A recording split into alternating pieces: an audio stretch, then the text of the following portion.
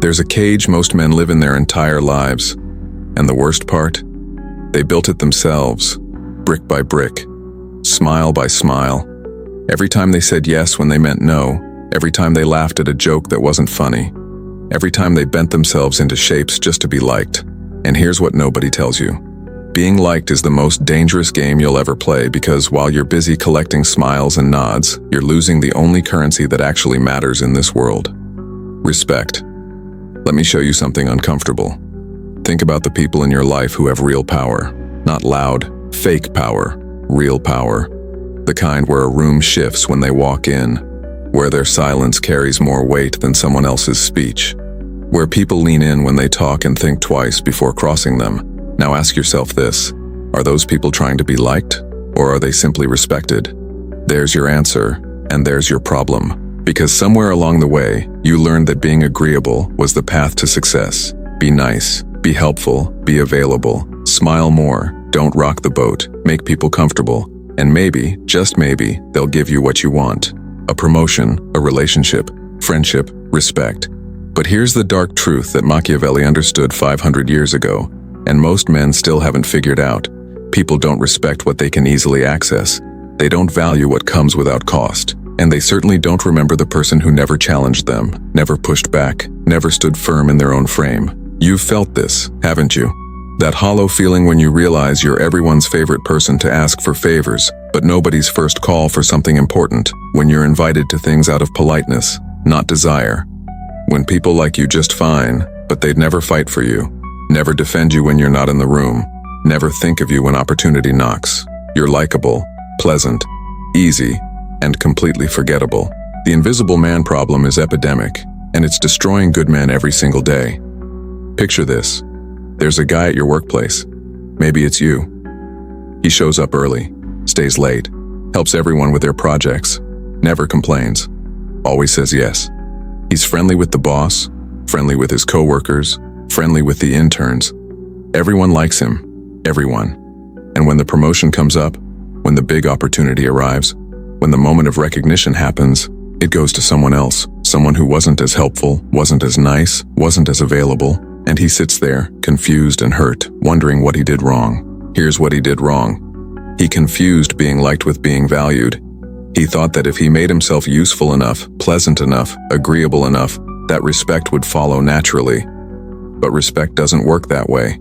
Respect isn't given to the person who makes life easier. It's given to the person who makes life meaningful, who has standards, who has boundaries, who can say no and mean it, who doesn't need your approval to feel okay about themselves. Machiavelli wrote something in The Prince that makes modern people uncomfortable. He said this, "It is better to be feared than loved if you cannot be both." Now, before you misunderstand, he's not talking about being cruel or tyrannical. He's talking about something deeper, something most men are terrified to accept. He's saying that if you have to choose between people liking you and people respecting you, choose respect every single time. Because love without respect is manipulation. Affection without respect is transaction. And being liked without being respected is just being useful until you're not. Think about fear for a moment, but not the Hollywood version, not violence or aggression. Think about healthy fear. The kind of fear that makes someone think twice before they waste your time, before they disrespect you, before they take you for granted. That's not cruelty, that's boundaries. And boundaries create respect in a way that niceness never will. Let me tell you about Marcus. Real guy. Different name. Marcus spent 5 years at his company being the ultimate team player. He mentored junior employees on his own time. He covered shifts when people called in sick. He organized team events. He even helped his boss prepare presentations, staying until midnight to get the formatting perfect. Everyone loved Marcus. He was the guy people invited to happy hour, the one they vented to, the safe choice, the nice guy. Then the senior position opened up. Marcus assumed it was his. 5 years of loyalty, 5 years of going above and beyond, 5 years of being liked. He didn't even prepare a strong case because he thought his track record spoke for itself. And then the announcement came. They gave it to Jordan. Jordan had been there 3 years. Jordan didn't stay late. Jordan didn't mentor anyone. Jordan wasn't particularly friendly. But Jordan had something Marcus didn't: standards. When Jordan disagreed with the director, he said so. When someone tried to dump extra work on him, he pushed back. When his time was disrespected, he made it known Jordan wasn't trying to be liked. He was building respect. And respect is what gets remembered when decisions are made. Marcus came to me 3 months later, still confused, still hurt. And I asked him one question. When was the last time you said no at work? He couldn't remember. When was the last time you disagreed with your boss, even respectfully? Never. When was the last time you set a boundary on your time? Not once. He had spent 5 years being so available, so agreeable, so pleasant that he became invisible. Not because he wasn't talented, but because he had no edges, no boundaries, nothing that made him distinct, memorable, or respected. Here's the framework that changes everything. 4 pillars that separate the liked from the respected. Write these down, because this is where your transformation begins. Pillar 1. Scarcity of presence. The people you respect aren't always available. They're not in every meeting, not at every event, not responding to every text within 5 minutes. Their attention is valuable because it's selective. When they show up, it matters. When they speak, people listen. Not because they're loud, but because they're rare. Stop being everywhere for everyone. Your presence should be a gift, not a guarantee. Pillar 2. Calibrated disagreement. Respect is built in moments of friction, not agreement.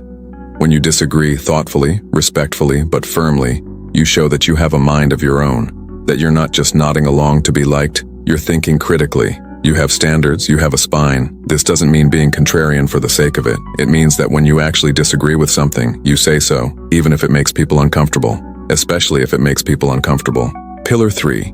Emotional independence. This is the big one, the one most men fail. You cannot be respected if your emotional state depends on whether people like you. If you need validation, approval, constant reassurance, you're negotiating from weakness. Respect flows toward people who are emotionally self-sufficient, who are okay when someone's mad at them, who can sit in silence without filling it, who don't need to explain themselves or justify their choices to maintain their own sense of worth. When you stop needing approval, you start commanding respect. Pillar 4. Selective availability. Your time is the most valuable thing you have, and yet most men give it away like it's infinite. They respond immediately. They drop everything when someone asks. They're always on call, always ready, always helpful. And what happens? They're taken for granted. Respected people protect their time like it's sacred. Because it is. They don't ghost people or play games, but they also don't rearrange their entire schedule every time someone asks. When you value your time, others learn to value it too.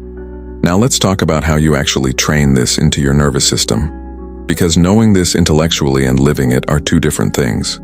You've spent years building the habit of being liked. That pattern is deep. It's going to take conscious practice to rewire. Start with the 24-hour silence rule.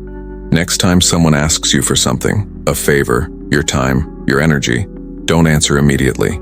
Even if you know you're going to say yes, wait, sit with it. Let there be space. You're not being manipulative. You're teaching yourself that your response isn't automatic, that your time has weight, and you're teaching others that access to you isn't instant. This creates respect. Next, practice the no explanation rule. When you say no to something, stop justifying it. Stop giving a list of reasons, stop apologizing. A simple no delivered calmly and firmly is complete. You don't owe anyone a defense of your boundaries. The more you explain, the more you signal that your no is negotiable. Respected people don't negotiate their boundaries, they state them. Then there's the strategic pause. Before you agree with someone, before you laugh at their joke, before you nod along, pause. Ask yourself, do I actually agree with this? Or am I performing agreement to be liked? This isn't about being cold. It's about being real. Authentic agreement has power. Automatic agreement has none. When you pause before responding, you create weight in your words, and weight creates respect. And finally, practice saying no without apology. Start small if you need to. Someone asks if you're free this weekend. You're not. Instead of, oh man, I'm so sorry, I wish I could, but I have this thing and I feel terrible. Try this. I'm not available this weekend. That's it. No apology. No over-explanation. No performing guilt. Just a simple, clean boundary. Watch what happens. Watch how people start respecting your time more. How they think twice before asking. How your no starts to mean something because it's not buried under a mountain of apology. Here's what happens when you make this shift. When you stop performing for approval and start building respect, you become calm, centered. There's a weight to you that wasn't there before. People feel it. They can't name it, but they feel it. You stop chasing conversations and people start seeking yours. You stop filling silence, and your silence starts filling rooms. You stop trying to convince people of your value and they start recognizing it on their own. Your relationships change. The people who only liked you because you were useful start drifting away, and that's okay. That's necessary. They were never really there for you anyway, and new people start showing up. People who respect boundaries, who value real connection over pleasant performance, who see you as someone with substance, not just surface-level agreeability. Your career changes. You stop being overlooked.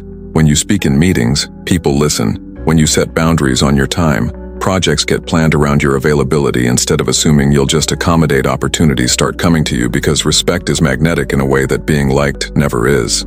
Your internal world changes most of all. You stop feeling that constant low-level anxiety of wondering if people like you. Stop scanning for approval in every interaction. Stop performing and editing and shape-shifting to fit what you think others want. You just exist, solid, clear, unshakable. And that feeling, that deep internal knowing that you don't need anyone's approval to be okay, that's freedom. Machiavelli understood something that the self-help world still hasn't figured out. Power isn't evil, respect isn't cruel, and choosing to be respected over being liked isn't selfish. It's honest. It's the only path to relationships, careers, and a life that actually reflects who you are instead of who you pretend to be for others. You're not here to be everyone's favorite person. You're not here to make people comfortable. You're not here to smooth over every conflict and keep every interaction pleasant. You're here to build something real, something solid, something that lasts. And that requires respect, not from everyone, not from most people, but from the people who matter, and most importantly, from yourself. So stop performing. Stop chasing approval like it's oxygen. Stop bending yourself into shapes that don't fit just to hear someone say they like you. Start building boundaries. Start saying no. Start being okay with silence, with disagreement, with the discomfort that comes when you stop making yourself small for others. Start respecting yourself enough that others have no choice but to follow. This isn't about becoming cold or cruel or distant. It's about becoming real solid, unshakable. It's about understanding that the person who's liked by everyone is respected by no one, including themselves. And the person who's respected might not be everyone's favorite, but they're unforgettable. They're the ones who lead, who build, who create, who leave a mark. What's one moment in your life where you chose being liked over being respected, and what did it cost you? Drop it in the comments. Not for me, for you. Because naming it is the first step to changing it. And if this resonated with you, if you felt something shift while listening to this, then subscribe, because we're just getting started. This is the work, the real work, the work of becoming someone you actually respect when you look in the mirror. This is Dark Psyche, where silence becomes strength.